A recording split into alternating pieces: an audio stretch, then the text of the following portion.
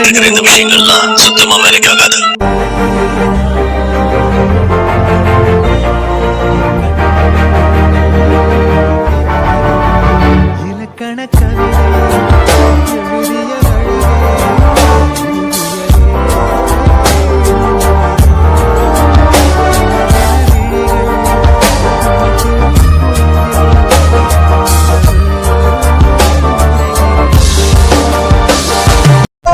நிஜமா உனக்கு ஃப்ரெண்டு தானா? வேற என்ன இருந்தாலும் அவ பார்க்க அழகாதான் இருக்கா. பாரிட்டைல வர பிரின்ஸ் மாதிரியே இருக்கா.